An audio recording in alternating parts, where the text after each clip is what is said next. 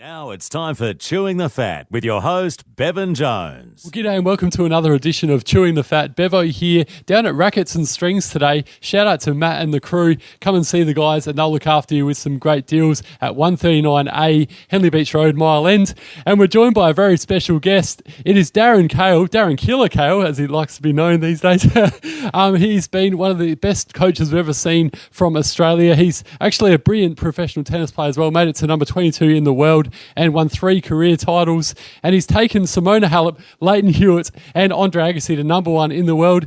Killer, great to have you on Chewing the Fat. Mate, talk to us about your junior career and how you became a professional tennis player.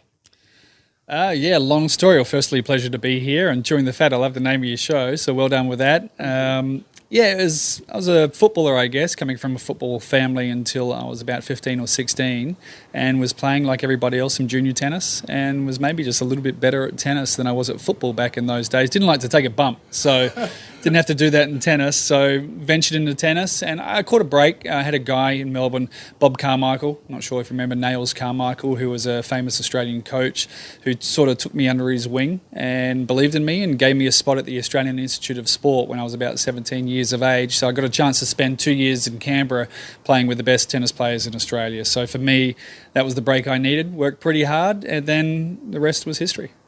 And talk about your coaching. Obviously, as I mentioned before, you became a professional tennis player with your singles, reaching number 22 in the world and number 10 with doubles and those 3 career titles as a singles player. But where did the coaching all begin? Yeah, I guess it kind of began, it's in the blood a little bit, sitting on the bench at the Port Adelaide and watching the Magpies play every week and getting a chance to experience how my father was coaching Port. And so I always kind of interested in the way he went about it. Tennis is completely different, obviously. And to be honest, I would have loved to have had a longer career in tennis. I was retired basically by the time I was 25 because I'd had about a dozen knee surgeries. So my tennis career finished a little bit short, but because of that, I got a chance to hit with a young kid here in South Australia called Lleyton Hewitt. He was 12 years of age. He called me up and asked me if I would take a look at him, and we worked together for about 8 or 9 years. So one bad thing happened and one great thing happened, that I was able to have a chance to coach someone like Lleyton first up and then ventured on to Agassi and then Simona Halep after that. So it's been a great ride, but certainly having the chance to work with 3 great champions, I've been very fortunate. As you mentioned, you've taken all 3 of them to number 1 in the world, and that must be a massive thrill. What was the approach that you used? I guess each one are different individuals and the way they play and the way they go about it, but what sort of approach did you use for those 3? Yeah, I think the most important thing when you're a tennis coach is to make sure that you're coaching through their eyes and not coaching tennis through your eyes, because everybody sees the game a little bit differently. So it takes a little while to get to know the player, ask a lot of questions, do a lot of listening, earn a lot of trust. And once you can understand why they make certain decisions in certain times, why they're taking the ball cross-court instead of taking it down the line, why they're not coming into the net. Now, all of that stuff takes time. So you have to understand playing to their strengths is more important than doing sometimes things that you see. And I think it's the most important thing in coaching. I think sometimes a coach can look at a player and all you see are weaknesses and you worry about those weaknesses too much. Whereas I've always tried to see weaknesses, and that's fine. You're trying to improve the weaknesses, but work around the strengths and really work to the positives.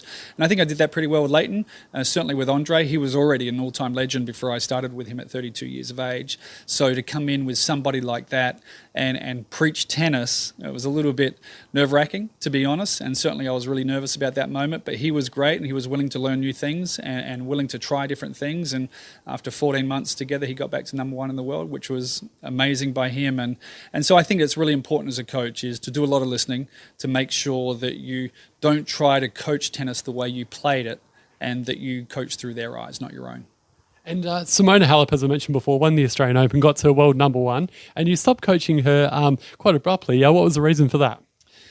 Well, we spent 4 years together, so it was a long time. I think for any tennis coach, when you're working one-on-one, it's a little bit different for football or rugby or whatever it may be, because you have a team of players coming through and your roster changes a lot. So the message can keep turning over a little bit.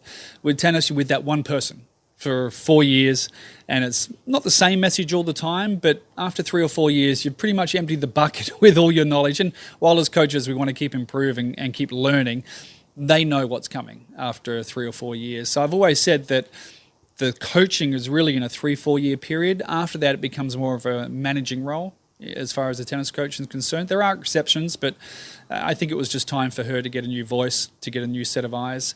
Also, my boy here in Adelaide at Benjamin is doing Year 12 at Pulteney Grammar, and there's a chance for me to spend more time as a family back here in Adelaide, and he would like to go back to the US next year and play some college tennis. So 35 weeks, 40 weeks on the road a year for the last 20 years. It's not easy being a tennis coach, but certainly privileged, and it's doing a job that I love. We wish Benjamin all the best, and hopefully you can see him reaching the same heights as yourself. Your individual career, let's talk about that. Now, 1988, you made the semis of the US Open. You played against Mats Wilander. You beat Boris Becker along the way. Mats beat you in that game and then ended up winning that tournament. But that must have been a massive thrill, though, Darren, making it through the US Open semis. I crushed Boris. You didn't say that I crushed Boris. He had blisters on his feet and he struggled in the round before, but I didn't tell him that. We don't tell Boris that he was struggling to move around the court, but I got him on a day where he was not feeling great, and that was kind of my game also, is that if the good players played well, then I was in big trouble. But if they weren't having a great day, or if something wasn't clicking, or if they had a weakness, they knew that I was going to be a pain in the backside to play against, because the way I played was to look for those weaknesses, to really harp on them and stick to a strategy and stick to a game plan. I guess that's why it's helped my coaching a little bit as well, because whilst I wasn't a great tennis player, I recognised ways to win tennis matches when maybe I shouldn't have won tennis matches, and that was one of those days for sure. But the experience of the US Open back then, it's a little bit different then than what it is now. It was much more of a zoo back then. You're playing on an outside court, people yelling and screaming, people walking in between points, people talking to other people on the other side of the stadium. You could smell hot dog smells going through the stadium, and it was a real circus playing at the end. And I loved it because, again, I've come from AFL, the Magpies back here, where all you hear is noise. So for me, that was like playing at home. I struggled a little bit more when it was quiet. So the US Open for me was always a place where I played my best tennis. And in that same year, I heard from a little birdie an interesting story that you actually exchanged a tennis racket for an Australian Boomers singlet back in 1988. Tell us all about that. Is that Smythe? It may well be. Yeah. No, I had a chance to represent Australia at the Olympics in '88 in Seoul, and that was a great experience for me. And you feel that he's a great guy, so I had an opportunity straight after the US Open to go off to Seoul and represent Australia. And my biggest thrill about that was getting to hang out with all the other athletes. It was an amazing time for me. And tennis was very new back into the Olympics back then, so it wasn't so much about me playing. It was more about going to the athletics or going to the basketball and supporting the Aussies. And we had a great time, that's for sure. Oh, that's terrific. And just a bit of a hypothetical one now. We all love Nick, or some of us do, some of us don't love Nick Kyrgios, but he's definitely one of the most talented players ever to play for Australia. And he's come out and said he doesn't want to coach. But hypothetically, if you were to coach him, how would you approach it?